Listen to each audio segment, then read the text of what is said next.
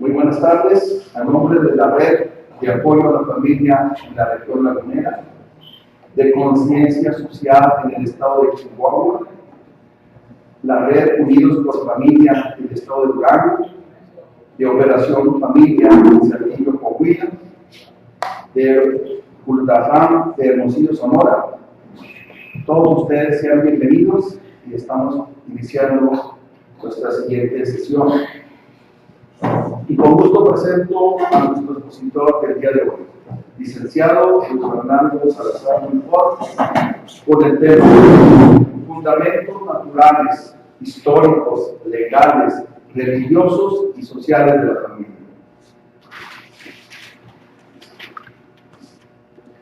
Muy buenas noches. Muy buenas noches. La tarde de hoy, la tarde-noche de hoy, vamos a hacer un repaso sobre, por una parte, los fundamentos naturales, históricos, legales y religiosos, sociales de la familia, y tanto desde el punto de vista de lo que es la familia desde un punto de vista antropológico, como de lo que debe de ser. El objetivo general de la conferencia es sustentar a la familia como célula básica de la sociedad civilizada en el pasado, presente y futuro, y hacer un repaso del desarrollo de la familia en los ámbitos social, religioso y legal.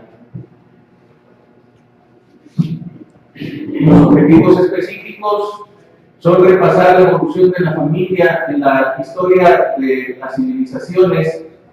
Y el segundo punto es sumamente importante, explorar el ser y el deber ser de la familia.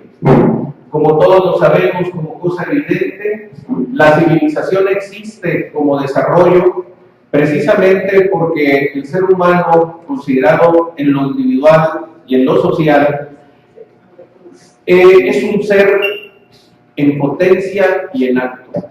Es decir, tiene una forma, una identidad, pero al mismo tiempo está proyectado para ser conforme a un determinado ideal, como a un determinado factor de esperanza que el mismo hombre y la sociedad humana se trazan como artífices, como arquitectos de su propio destino.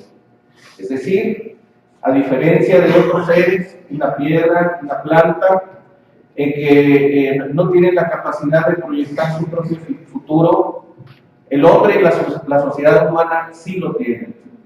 Y ese futuro que desean proyectar lo tienen conforme a un ideal, conforme a una esperanza. Eso es lo que distingue, entre otras cosas, al hombre de los demás seres. Por eso es que hay un devenir prehistórico e histórico en el que se aprecia un desarrollo que viene desde la época de las cavernas, desde la edad de piedra, en que el hombre, con toda su potencialidad, con toda su inteligencia, con todos sus atributos que le son propios como animal racional, se encuentra en un estado original, en un estado como si fuera un diamante bruto que se va a cristalizar a sí mismo en base a su propio esfuerzo. En un principio, las sociedades humanas son sociedades nómadas. No tienen asiento en un solo territorio, sino que como la fuente de su subsistencia es la cacería, la recolección de frutos que se dan naturalmente en el campo, pues hace que las comunidades humanas sean transhumantes, sean nómadas, van de un lugar a otro y conforme se van produciendo las estaciones, el frío y el calor, van encontrando lugares en donde pasar el tiempo, en donde procurar su sustento, en donde buscar su abrigo. Y de esa manera, pues estamos hablando de una sociedad primitiva, en la que el hombre subsiste gracias precisamente a que vive en comunidad.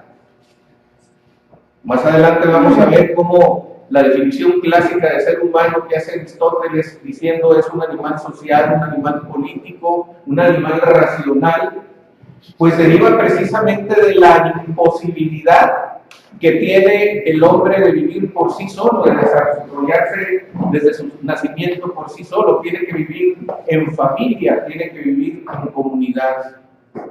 Si tomamos a una criatura recién nacida y la abandonamos en el bosque, como es el tema de muchos cuentos y leyendas, entre ellos el famoso libro de la selva de Rudyard Kipling, el Mowgli que es abandonado en la selva, en el libro aquel famoso de las tierras vírgenes, y que es rescatado y criado por una familia de lobos. Eso no pasa de ser un planteamiento de literatura. No es posible que el hombre subsista por sí mismo si no tiene el abrigo de la familia. Un insigne pediatra, Luis Garibay, decía que la familia es una especie de útero extracorpóreo, sin el cual el hombre no puede subsistir. Y efectivamente en estas sociedades nómadas vemos que hay un desarrollo también embrionario de la familia, porque obviamente la convivencia es, podríamos decirlo, hay una promiscuidad absoluta, de tal manera que las madres se convierten en la cabeza de familia, es la base del matriarcado, porque se conoce la identidad de la madre respecto de los hijos, pero la identidad del padre muchas veces no se conoce. Pero es precisamente esa promiscuidad absoluta la que garantiza la paz en el grupo familiar, en el grupo humano, en la tribu, porque precisamente como no hay una certeza plena de quién es el padre de qué hijo, existe una convivencia de solidaridad respetando la vida de todos los miembros de la comunidad. Los machos pueden en un momento dado pelearse entre sí, pero no atacar a la prole. Esta forma de vida que duró miles de años cesa en el momento en que las sociedades comienzan a aposentarse en la tierra a partir de la agricultura. A partir de que el hombre comienza a roturar la tierra, a romper la tierra para, en un momento dado, producir sus alimentos, advertimos que se crean las sociedades sedentarias. Generalmente se aposentan a la orilla de los ríos o en los lugares en donde tienen provisión de agua, de suerte tal que esté garantizado el flujo de la misma y puedan los seres humanos aposentarse. Ahí es cuando surge la civilización, y precisamente con el desarrollo del lenguaje comienzan a crearse las primeras expresiones precursoras de la escritura. Recordemos aquellas inscripciones en la cueva de Altamira, en España, que precisamente tienen imágenes de las primeras actividades económicas de la comunidad humana, centradas básicamente en la cacería.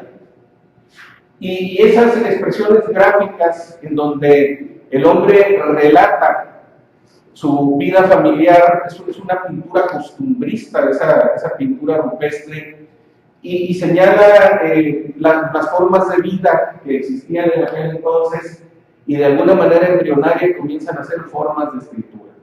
Después vendrán las escrituras en jeroglíficos, en figuras, y en un desarrollo posterior, la escritura a base de signos, de letras, como la conocemos en la actualidad. Quisiera que pasáramos al siguiente apartado, de cómo la historia inicia a partir de la escritura. El fundador, que se reconoce como tal de la historia de Heródoto, precisamente comienza a hacer sus primeras exposiciones históricas cuando se disponía de una escritura como la conocemos actualmente. Hay un periodo largo que se llama protohistórico, en donde, pues, lo que quiero decir es que la escritura no surge por generación espontánea, sino que es todo un proceso hasta llegar a la historia. Y antes, la historia de la humanidad se contenía, además de los caracteres gráficos en jeroglíficos, en la tradición oral. Y la tradición oral solamente es posible precisamente en sociedad, porque si no hubiera la posibilidad de que los padres transmitieran a los hijos la historia precedente o los antecedentes de sus orígenes, pues no hubiera habido que recoger al momento en que surge la escritura y comienzan a rescatarse una serie de relatos antiquísimos, ancestrales, y hasta llegar a lo que es la Biblia como primera enciclopedia de la humanidad que conocemos, que subsiste. No quiere decir que no haya habido otras, tiene que haber habido una escritura cuneiforme, en tablas de barro o en papiros, tiene que haber habido algunas otras formas de escritura primigenia, pero por la clase de los materiales en que se contenía, pues ha sido difícil que se conserve. Algunos han sido rescatados recientemente por la arqueología, pero la Biblia nos ofrece esa primera enciclopedia que es importante visualizarla como tal, porque independientemente de que es una obra que pues muchos millones de seres humanos la consideramos inspirada por la divinidad, inspirada por Dios, aún para aquellos que no crean, pues sí constituye un elemento cultural ineludible para conocer la época, para conocer los orígenes de la humanidad, tal y como fueron percibidos por aquellos hombres que escribieron los 73 libros de la Biblia. O sea, no es un libro, son 73 libros escritos a lo largo de 3 o 4 mil años. Y en ese sentido, pues encontramos que es la memoria de la humanidad de alguna manera. Un receptáculo en el que se obtiene, y resulta de manera especialmente importante para nuestro estudio, porque ahí surge ya la aparición de la sociedad patriarcal. La sociedad patriarcal que se genera precisamente cuando se dejan atrás las formas de promiscuidad absoluta y comienza a integrarse la familia de una manera más definida en su identidad.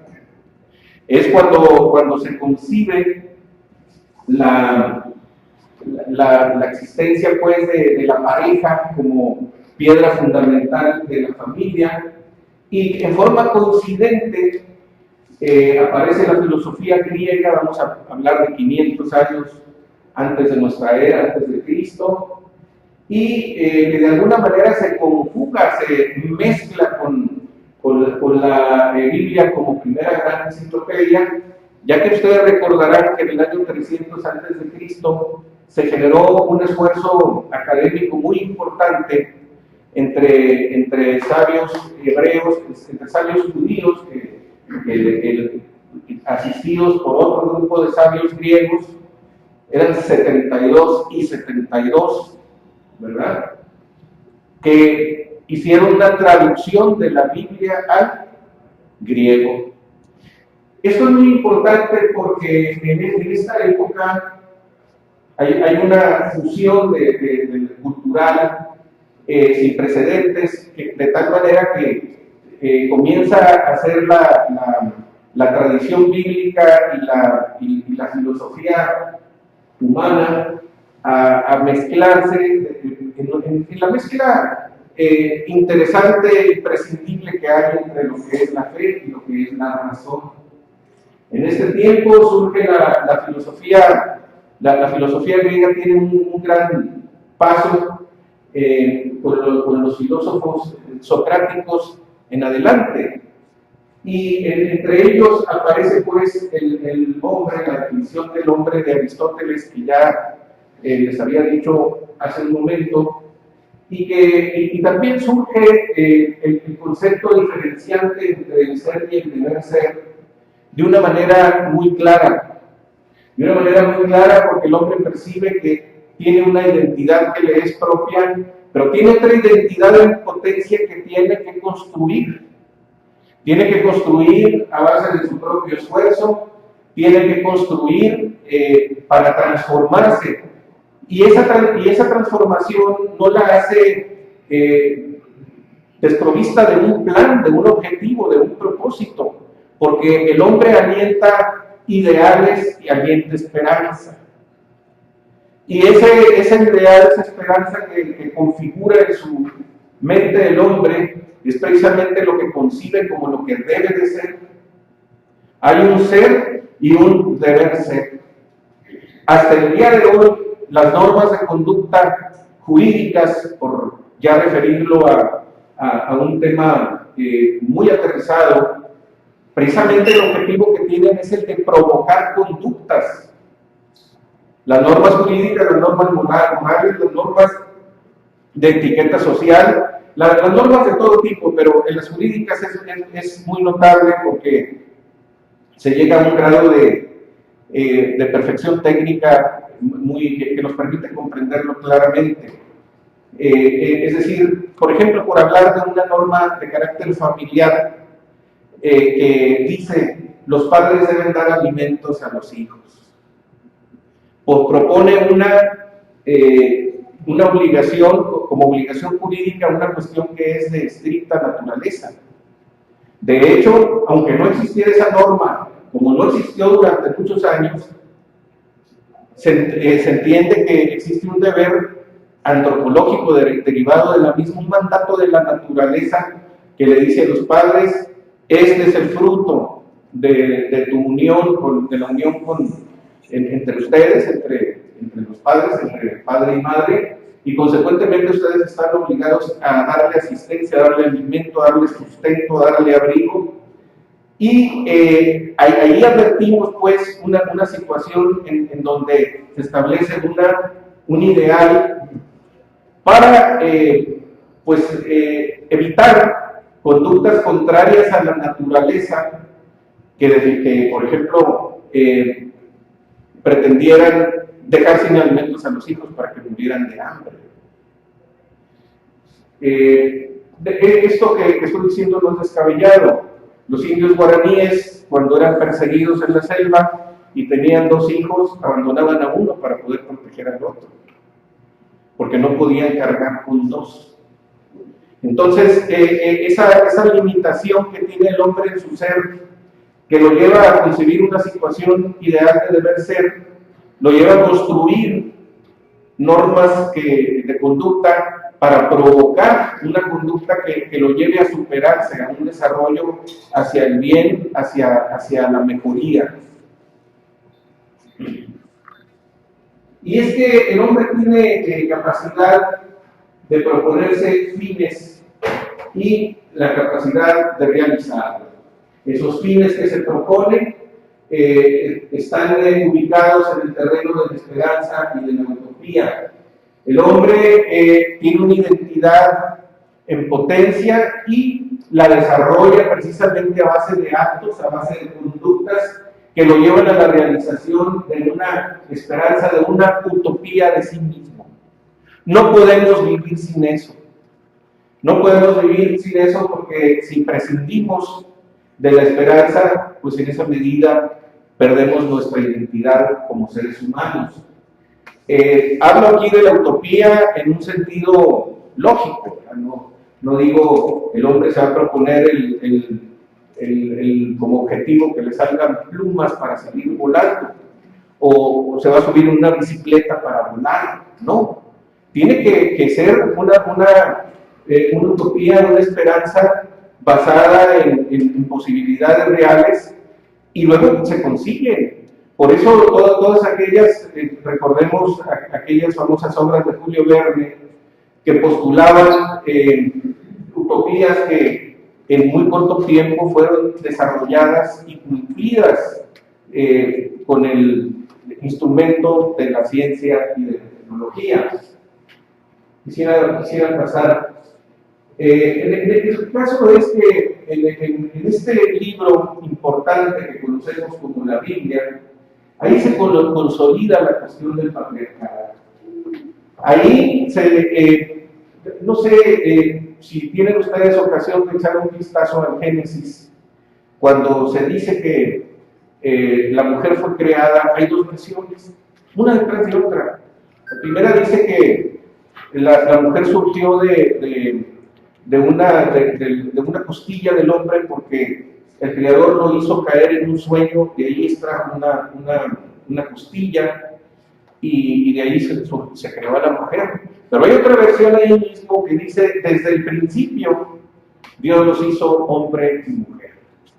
Y curiosamente, estos dos relatos, que son diferentes, aunque no son necesariamente contradictorios, pero han marcado dos tendencias que establecen una especie de lucha de poder entre los seres humanos, precisamente en función de que una fue la cultura que generó la primera versión de que la mujer fue extraída de una costilla del hombre, y otra, la de que fueron creados desde el principio hombre y mujer. Esas culturas inspiradas corresponden precisamente a la época, porque, y lo señalo porque en el judaísmo, precisamente en función del patriarcado, se establece una forma según la cual el hombre puede repudiar a la mujer entregándole un acta de divorcio, de tal manera que basta para disolver la unión matrimonial.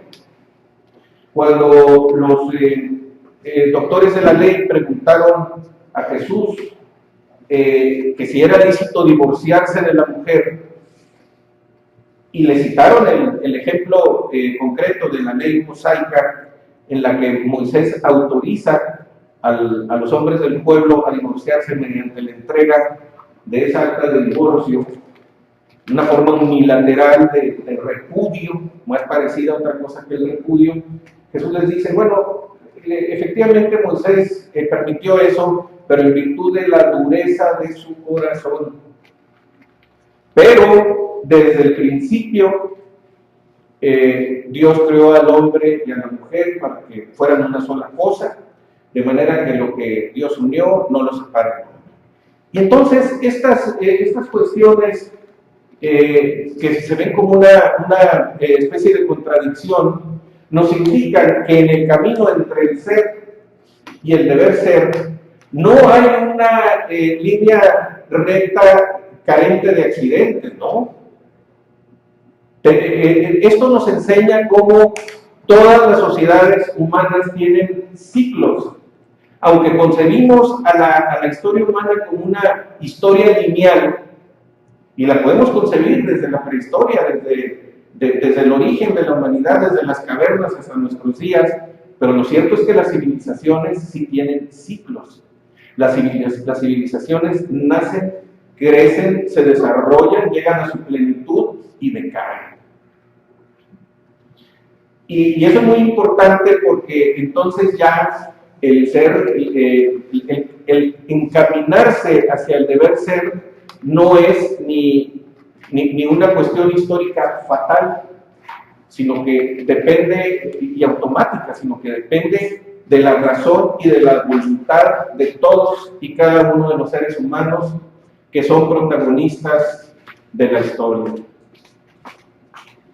El caso de la poligamía, por ejemplo, es muy notable porque, aunque la lógica indica, por lo menos la lógica de Juan Manuel Serrat, indica que no se puede pasar con una sola mujer, ¿verdad? Dice, bendito el rey Salomón con sus mínimas mujeres, si yo con una que tengo me doy contra las paredes. Y es que, aunque todo indica que el proyecto familiar debe ser monogámico, es decir, la unión de un solo hombre con una sola mujer, y así está comprobado a lo largo de determinadas etapas históricas, lo cierto es que la poligamía surge como alternativa de vez en vez. En el caso de los pueblos bíblicos, la poligamía era casi como una forma de garantizar la subsistencia, buscaba tener la prole como garantía de subsistencia.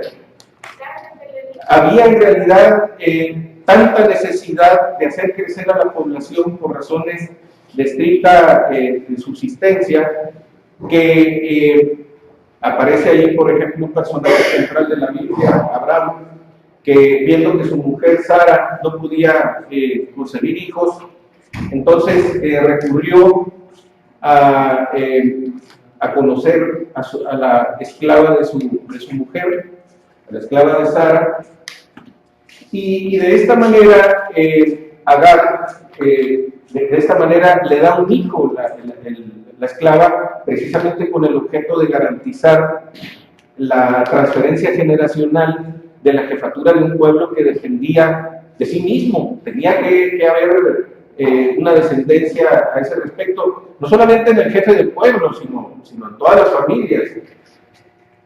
Llegó a desarrollarse un sistema de esposa y concubinas, como bien saben ustedes por referencia de la Biblia, pero siempre existía la aspiración a la familia monogámica, y allí eso es una muestra de esa tensión que existe en la historia de la humanidad entre el ser y el deber ser. Es una verdadera tensión. Siempre tratando de visualizando nuestras posibilidades, nuestras potencias, nuestras expectativas de llegar a hacer algo, precisamente en función de la esperanza y la utopía, y tenemos una realidad que nos tensiona a degradarnos, a detenernos en ese camino o a desviarnos. Esa es una situación real. Y por eso, aparte de las situaciones morales que eso implica, comienza a desarrollarse el derecho como una forma de ordenamiento o de las conductas suprafamiliar, porque los romanos fueron un pueblo conquistador que actuaba como esponja, es decir, adquiría de las culturas que iba conquistando determinados elementos que le servían para fortalecer su vida pública. Y por eso llevó el derecho a las cotas más altas de la historia, por lo menos hasta ahora. El derecho romano fue capaz de separar las normas de conducta estrictamente morales de las jurídicas a las que concibió como una forma de aplicarlas en forma coercitiva por medio de la fuerza. Entonces los romanos, el Imperio Romano, el famoso sistema de la Pax Romana, está fundada precisamente en la creación de normas jurídicas que puedan en un momento dado aplicarse obligatoriamente a todos los pueblos. Pero como los romanos eran inteligentes, sabían que no todos los pueblos tenían las mismas características, las mismas condiciones, y entonces tenían un derecho de Roma, un derecho del imperio y un derecho de los pueblos que tenían conquistados. Ese derecho de los pueblos se llama derecho de gentes. Y lo hacía precisamente para respetar las tradiciones culturales, religiosas, familiares de los pueblos conquistados. Tenía perfectamente claro. Y esta contribución es doble. Primero, porque el derecho romano tiene una pretensión de ser aplicado, de imponerse sobre todos los pueblos que estaban involucrados en el imperio, estaban conquistados. Pero la segunda pretensión es dando un espacio de libertad y de respeto a cada una de las identidades de los pueblos. De ahí es el derecho de gentes. Y había dentro de toda aquella comunidad humana que abarcó pues, toda Europa, Asia Menor, todo el norte de África, etcétera, etcétera, un imperio muy largo que duró prácticamente hasta el año 1453 y establecieron las bases pues, de la civilización de una manera fincada totalmente en la familia. Hay un libro que yo les recomiendo, que es un libro que obligadamente estudian los estudiantes de Derecho, se llama La Ciudad Antigua, y precisamente trata de las normas que dieron origen al derecho romano a partir de la familia. Cuando ustedes escuchan la palabra hogar, deben saber que el hogar es sinónimo de fuego. El hogar en los romanos tenía por objeto calentar la vivienda, mantener la temperatura en la vivienda. Tenía por objeto preparar los alimentos y cocinar. Y tenía por objeto rendir el culto a los dioses de la familia. Entonces, sobre semejante base, es fácil comprender que la familia en el derecho romano es la base de todo. Es escuela. Bueno, en primer lugar es el medio para perpetuar la especie mediante la procreación, pero también es escuela, es taller, es el lugar donde se trabaja en el campo, es el lugar en donde se rinde culto a los dioses, es el lugar en el que se generan los valores patrios. La familia romana tiene ese sentido de civilización y ahí comienza a establecerse la idea de un matrimonio indisoluble. No tiene nada que ver esto con la Biblia, ¿verdad? Aunque no dudamos que muchas de estas ideas las hayan tomado los romanos precisamente de la Biblia, como atendieron a muchos otros factores culturales. El matrimonio en el derecho romano es fundamentalmente un contrato, un acuerdo de voluntades entre dos personas que deciden compartir su vida juntos, fundar una familia, y a partir de ahí, como ocurre con todo contrato, se generan derechos y obligaciones. Fíjense ustedes cómo desde un punto de vista de ley natural, eso ya existía desde la edad de piedra. Nomás que ahora, en lugar de ir a hacer la corte a una mujer, a enamorarla, etc., pues le daban con un palo en la cabeza y la arrastraban a la cueva. Pero entonces el concepto de civilización se va depurando a tal grado que ya cuando se genera esa convivencia, decimos, no, es que a veces despreciamos la noción del matrimonio como contrato, pero es que las obligaciones existen.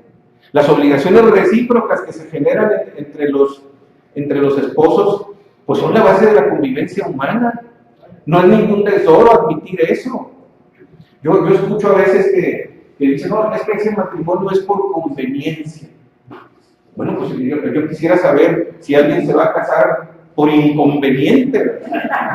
Sería una locura. O sea, claro que es por conveniencia, siempre, o debe serlo, porque precisamente lo que se busca es el crecimiento de las personas y la procreación la perpetuación de la especie, la procreación.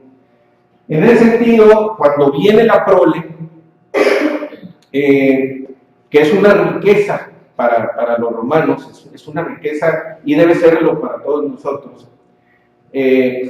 Cuando viene la prole, obviamente se generan en automático obligaciones entre padres e hijos. En automático, ¿por qué? Pues porque los padres tienen que mantener a los hijos y los hijos tienen que responder mediante el cumplimiento de una serie de deberes para con ellos mismos y para con la familia, que ahora como que están borrados, porque hacemos mucho hincapié en los derechos humanos, pero no en los deberes, no en el sentido de deber que existe.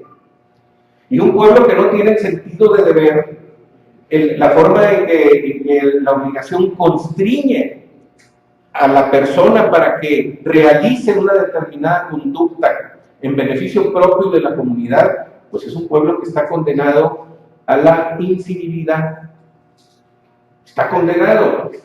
Se dieron cuenta los romanos que la condición del matrimonio indisoluble era importante precisamente porque es lo que le da estabilidad a la relación. Los fines del matrimonio están proyectados de tal manera a lo largo de la historia que no alcanza la vida de una persona para cumplirlos. No quiere decir que no haya existido el divorcio en el derecho romano, pero básicamente la intención era la perpetuación del vínculo. Aquí el matrimonio genera dos clases de parentesco en el derecho romano, por cognación y por agnación. Ese parentesco que se genera en el derecho romano es de dos clases diferentes. Uno tiene relación con la sangre, es decir, pertenecemos a una familia de los hijos de unos mismos padres, pero los romanos también concebían que pertenecían a la familia a uno de aquellos que no fueran de la misma sangre. Había un parentesco por agnación. Ah, caray, ¿y eso cómo? Pues sí, es que como se concibe a la familia como un núcleo central de la sociedad, en el que lo mismo se rinde culto a los dioses, que es una escuela, que es un taller, que es una explotación agrícola, etcétera, etcétera, pues requiere de colaboradores. Y entonces se invita por diversos modos, ¿verdad? Se invita a integrarse en la familia a una serie de gente que no son parientes consanguíneos, y de esta manera, digo, dependiendo del desarrollo que tuviera cada familia, si es una familia artesanal que fabrica utensilios, bueno, pues comienza a contratar gente y se vuelven parte de la familia. Cuando hablamos de que tenemos nosotros en nuestra casa un criado o una criada, también el abuso del idioma ha hecho que parezca un insulto eso, pero no, está criado. Es decir, no puede haber alguien más cercano que alguien al que yo acojo para que se críe conmigo y yo le enseñe y yo le esto, y etcétera, etcétera. Y claro, dirán ustedes, bueno, pero eso no era gratis porque los ponían a trabajar. Estoy de acuerdo. Nomás que eso forma parte de un sentido de solidaridad humana y de colaboración en las formas de subsistencia. Tan es así que en el derecho romano los herederos son de dos clases. Hay unos herederos lisos y llanos y hay otros que son sui herederes o herederes sui, que son herederos de lo que es suyo. ¿Por qué? Porque contribuyeron con su trabajo. Es decir, y claro, hay una serie de reglas precisamente para que en un momento dado alguien que fuera parte del fundamental o parte importante o en la medida que fuera colaborador de la fortuna de la familia, a la muerte del jefe de familia podría alzar la mano y decir, denme mi parte. ¿Por qué? Porque era heredero de lo suyo. Había trabajado desde niño, se había esforzado junto con todo el grupo familiar y tenía derecho a eso. En este caso del derecho romano, el estado de la mujer es pues muy diverso, porque en principio a la mujer se le considera como que debe ser protegida. Y existen sistemas en los que depende totalmente del padre y de la dependencia del padre puede pasar a la dependencia del marido. Esa institución se llama inmanus. ¿Por qué? Porque la mujer de niña y de joven va de la mano del padre y se le entrega al marido de la mano, por eso se pide la mano. porque se entrega, esa era la forma incluso de la ceremonia nupcial, pero luego venían las arras. ¿Cuánto le van a poner las familias aquí para que esta familia nueva subsista? A veces la familia de la mujer de los hijos seguía dependiendo del pater familias, del padre de familia viejo, o sea, dependían del jefe de familia, no solamente su propia esposa, sino las esposas de los hijos. Pero así como parece así como muy estructurada y muy rígida la sociedad, no. Cuando una mujer desarrollaba sus talentos, podía pedir su emancipación. Iba con el magistrado y decía, pues yo ya trabajo sola, yo me mantengo sola y yo no necesito guajes para nadar. Entonces quiero emanciparme. Y adquiría exactamente los mismos derechos y las mismas obligaciones que un hombre, porque era una mujer emancipada. Y entonces no advertimos pues en la sociedad del derecho romano necesariamente una sociedad machista, ¿no? Había oportunidad de desarrollo para el que fuera, aunque de repente había situaciones que hoy consideraríamos machistas. Por ejemplo, cuando se prohibió a las mujeres ejercer el derecho. Eso se debió a que había una abogada que se llamaba Calla Afrania, que era insoportable en los tribunales, hacía tales escándalos, llamaba tales borlotes, que entonces decidieron prohibir que las mujeres se dedicaran a la abogacía. Pero esto fue una temporada X y no todo el imperio, es decir, era un derecho muy vivo, muy dinámico, en el que se daba oportunidad pues para todas las formas de deber ser que se quisieran, porque precisamente se trataba de explorar las potencialidades del hombre y de la mujer en su vida en sociedad al máximo, que se desarrollaran. Y por eso decimos que el estado de la mujer era, pues, sería también exagerado decir que era exactamente igual a la situación del hombre. No, es decir, había un principio básico de protección y luego después sí había unas oportunidades de desarrollo que hacían que muchas mujeres destacaran más que los hombres. El cristianismo adopta, desde luego, pues, es una especie de fusión entre los antecedentes religiosos fundacionales del cristianismo que se encuentran en la Biblia y cuando hablamos de la civilización cristiana occidental, tenemos que mencionar a la Biblia como la base fundamental de carácter religioso. Tenemos que mencionar a la filosofía griega como el elemento de sabiduría racional también fundamental, y el derecho romano como conjunto de normas que tratan de provocar las conductas.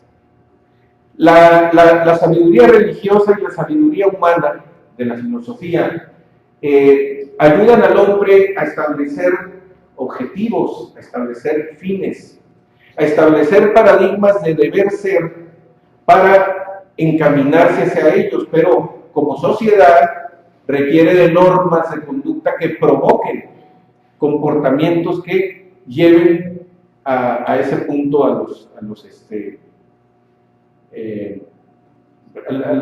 las comunidades humanas de que se trata. En el caso del cristianismo, hay una pretensión de moralidad heroica, que obviamente pues se nos hace mucho, pero al mismo tiempo establece paradigmas realizables de deber ser que corresponden, todos ellos tienen su raíz en la naturaleza humana. No hay una incongruencia antropológica entre las exigencias de ese tipo de moral con las posibilidades humanas, aunque a veces pueda parecer muy dura. En este caso, la familia modelo pues es algo parecido a lo que existía en esa época, tanto según la reglamentación del derecho romano como según la tradición judía, en que la familia es escuela de valores, es un espacio en donde se desarrollan las virtudes. Y aquí yo quiero hablar de la diferencia que hay entre valores y virtudes de una manera muy incisiva, porque está de moda desde hace algunos años el enseñar valores en las escuelas, incluso hay organizaciones que promueven eso, pero como que la cuestión de las virtudes se soslaya. En realidad, los valores no existen como entidades, dice Heidegger. Los valores no valen. Y efectivamente, son condiciones objetivas, son ideales, pero en cambio las virtudes son vida humana, objetivada. La virtud es la práctica del bien, es la costumbre de hacer el bien. Y de esta manera se sienta la base del ejemplo como motor de atracción a la conducta humana. Dice, la palabra anima, pero el ejemplo arrastra.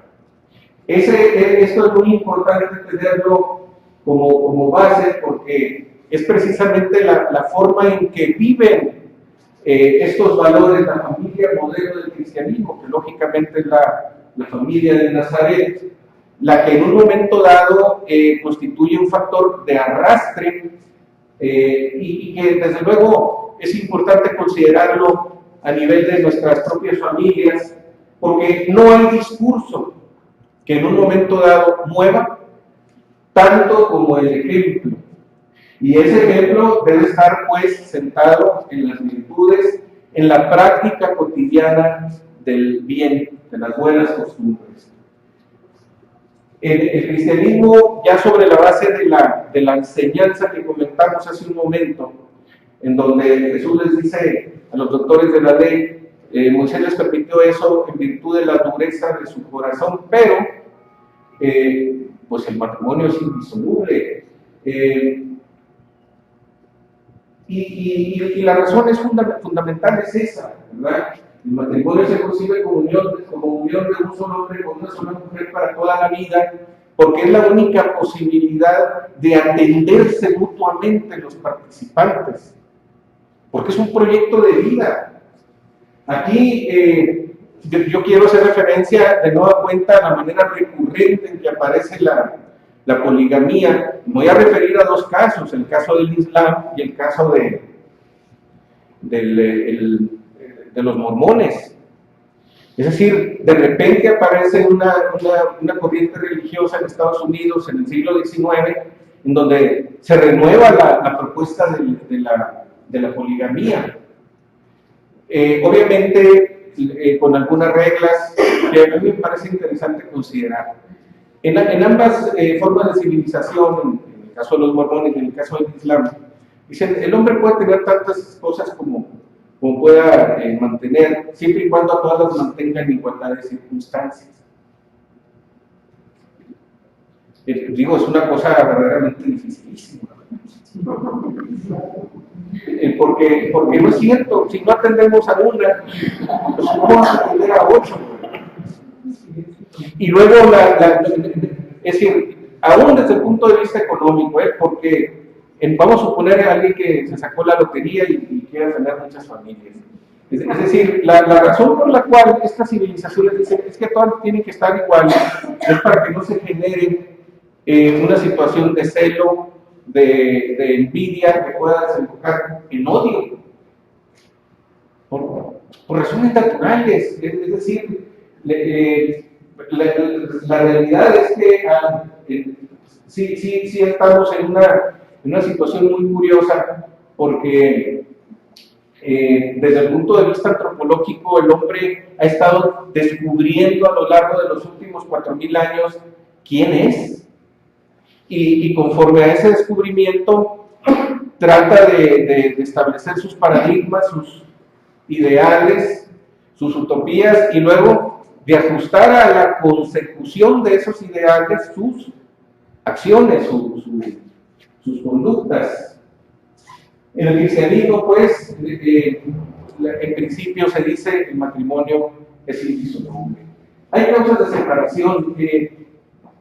En este caso, tenemos que considerar que esto como casos de excepción. Y si bien es cierto, es decir, así hay que considerarlos como tales, punto. No es ninguna ofensa considerarlos como casos excepcionales porque a condición de que no estigmaticemos a las personas que se separan. Hay la cuestión de la nulidad del matrimonio, que es una realidad jurídica en que muchas veces, y no solamente desde el punto de vista del matrimonio eclesiástico, sino de cualquier matrimonio, puede haber una nulidad, porque como la cuestión del matrimonio es un acuerdo de voluntades, si está viciada esa voluntad, entonces el matrimonio no es válido, no existe, no tiene existencia jurídica. Les voy a poner un ejemplo. Existe entre nuestra gente, sobre todo en los pueblos, en los ranchos, la costumbre de que, por ejemplo, se va una pareja de jóvenes, se van, dice se la llevó el muchacho, a veces más bien la que se lleva es la muchacha, ¿verdad? Pero se llevaron, creo que sería lo correcto, se llevaron. Pero luego regresa la pareja y la mujer es depositada en su casa. No sé si hayan ustedes conocido esa práctica. Y muchas veces dicen las personas, no, pues eso qué sentido tiene. No, tiene muchísimo sentido, porque es una forma de asegurar que al final de cuentas la mujer vaya a decidir si se va en definitiva con ese hombre, pero ya al abrigo de su familia, de tal manera que pueda tomar la decisión en absoluta libertad, porque entonces ya no va a haber la sospecha efectivamente de que se la llevó. Entonces esa forma en la que en muchos sectores de nuestro pueblo se realizan los matrimonios tiene un gran sentido, y tiene sentido precisamente en que se haga esa decisión de manera libre y voluntaria.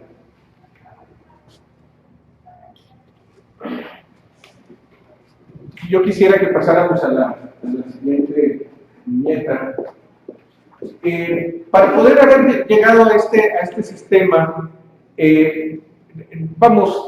está muy alejado de la perfección el sistema, tal como lo estamos comentando ahorita en la evolución histórica. Es decir, siempre hay regresiones, lo perfecto nos es ajeno. Entonces siempre hay casos de excepción, siempre hay familias desavenidas, siempre hay, es decir, es parte de la historia, pero aquí lo importante es tratar de conservar las reglas generales y conservarlas, y los casos de excepción darle su atención especial. Hay que atender a las familias divorciadas, hay que atender a los huérfanos, hay que atender a las mujeres abandonadas, a los hombres abandonados. Es decir, nuestra sociedad tiene que atender a toda esa gente.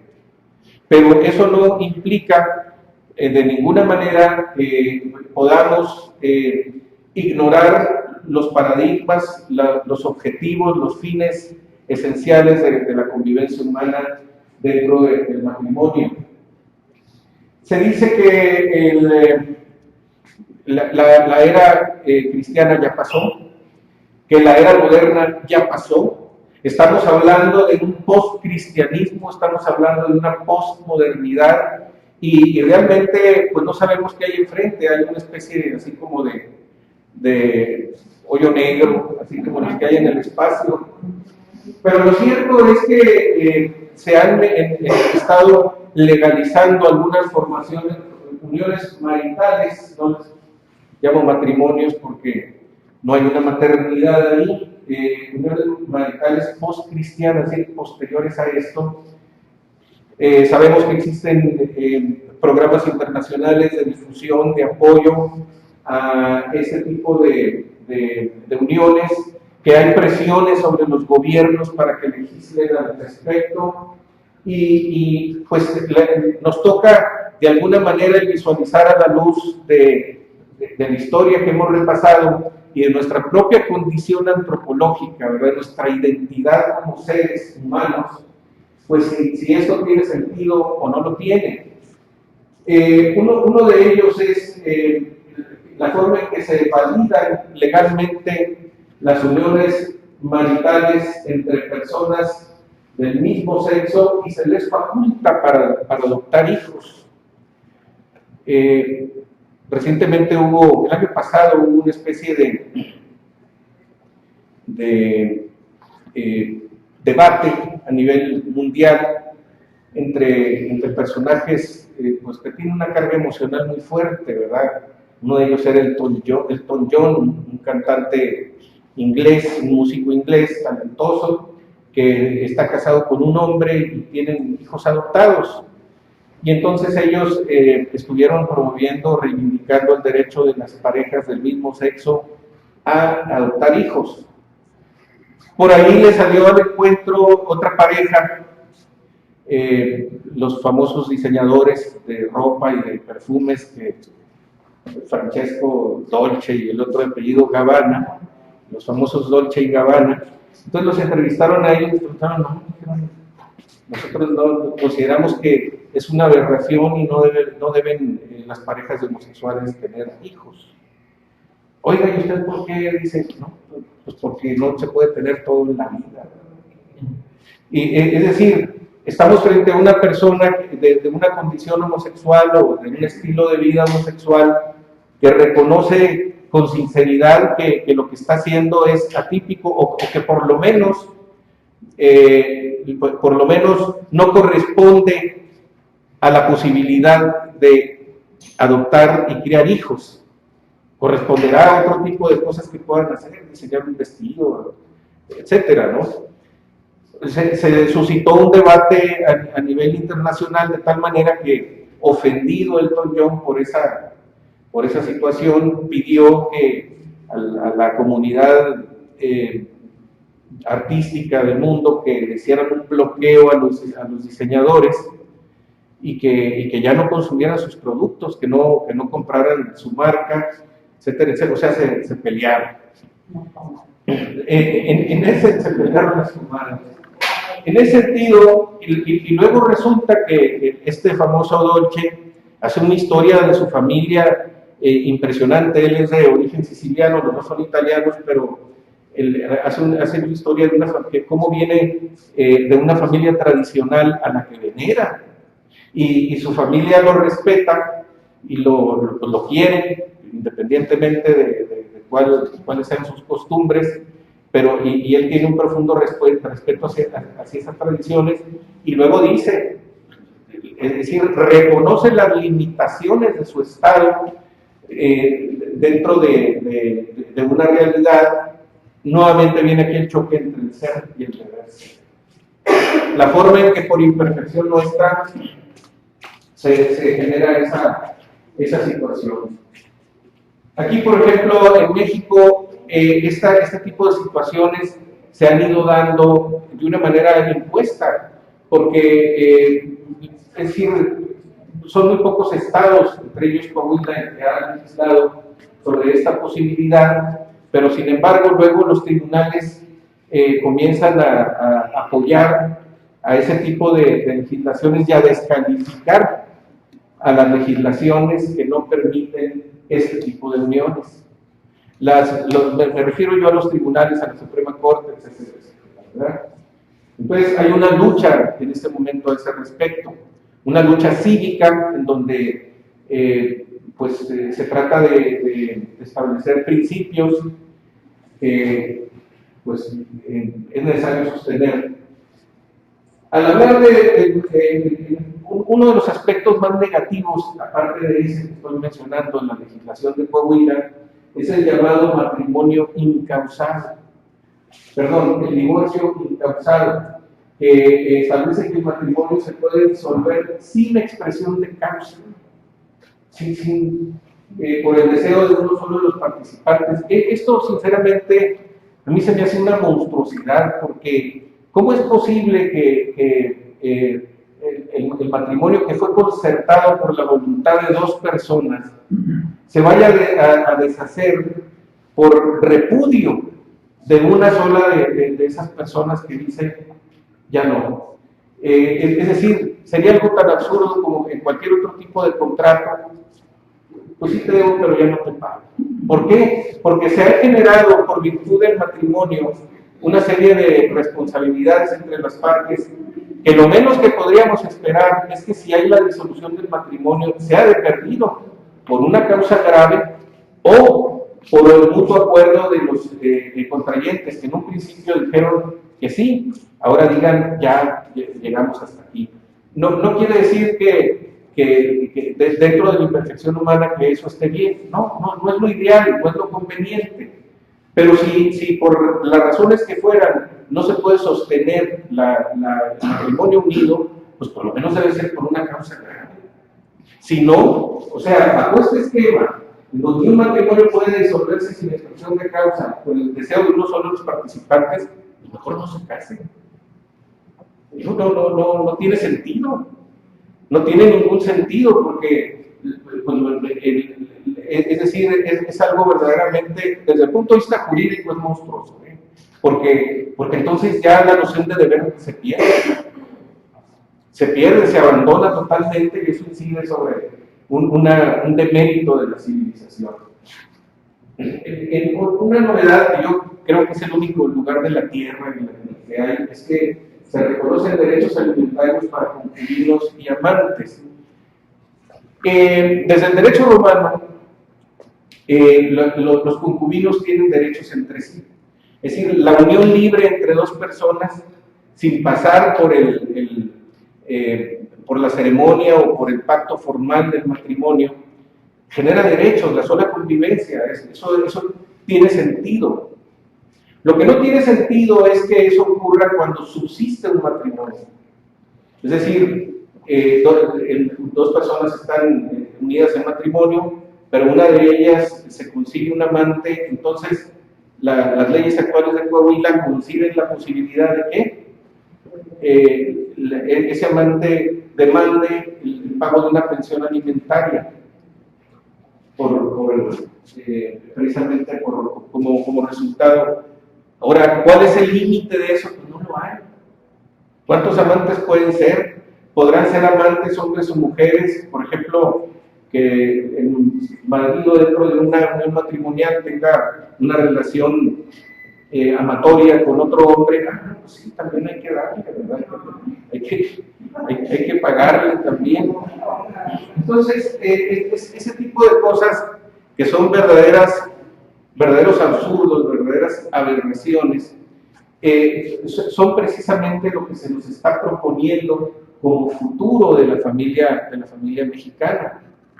Entonces, tenemos que tener conciencia de que a lo mejor por efecto de una legislación mal hecha se nos imponga esto, o bien en algunos otros estados en los que no se ha legislado a ese respecto, se les imponga por vía de resoluciones judiciales. Resoluciones judiciales que se dictan apoyando todo ese tipo de medidas, precisamente porque se dice que corresponden al respeto de los derechos humanos. Es